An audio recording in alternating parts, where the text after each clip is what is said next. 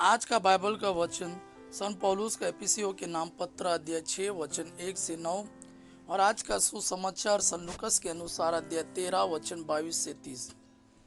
सन पौलुस का एफिसियों के नाम पत्र अध्याय 6 वचन 1 से 9। बच्चों, अपने माता पिता की आज्ञा मानो, क्योंकि यह उचित है। अपने माता पिता का आदर करो। यह पहली ऐसी आज्ञा है जिसके साथ एक प्रतिज्ञा भी जुड़ी हुई है, जो इस प्रकार है, जिससे तुम्हारा कल्याण हो और तुम बहुत दिनों तक पृथ्वी पर जीते रहो।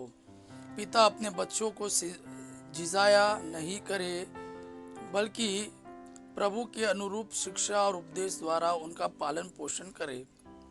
दासों से मेरा अनुरोध है कि जो लोग इस पृथ्वी पर आपके स्वामी हैं, आप डरते कांपते और निष्कपट हृदय से उनकी आज्ञा पूरी करें, मानो आप मसीह की सेवा कर रहे हो।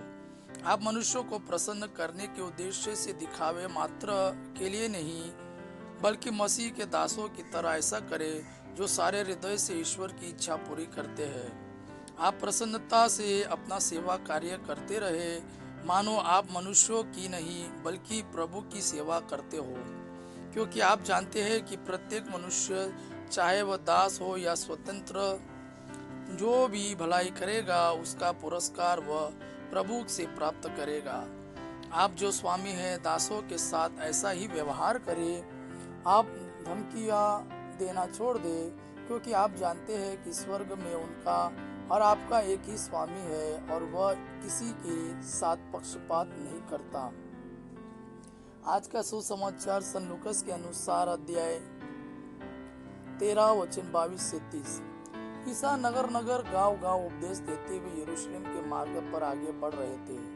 किसी ने उनसे पूछा, प्रभु, क्या थोड़े ही लोग मुक्ति पाते हैं? इस पर ईसा ने उनसे कहा, संकरे द्वार से प्रवेश करने का पूरा प्रयत्न करो, क्योंकि मैं तुमसे कहता हूँ, प्रयत्न करने पर भी बहुत से लोग प्रवेश नहीं कर पाएंगे। जब घर का स्वामी उठकर द्वार बंद कर चुका होगा और तुम बाहर रहकर द्वार खटखटाने और कहने लगोगे, प्रभु हमारे लिए खोल दीजिए, तो वह तुम्हें उत्तर देगा, मैं नहीं जानता कि तुम कहाँ के हो।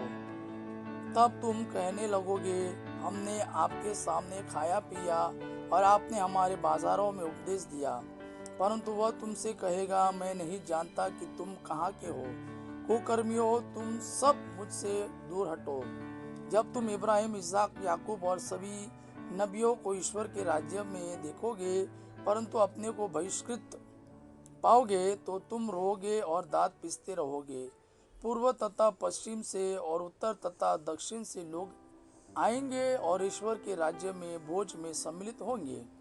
देखो, कुछ जो पिछले हैं अगले हो जाएंगे, और जो कुछ अगले हैं पिछले हो जाएंगे।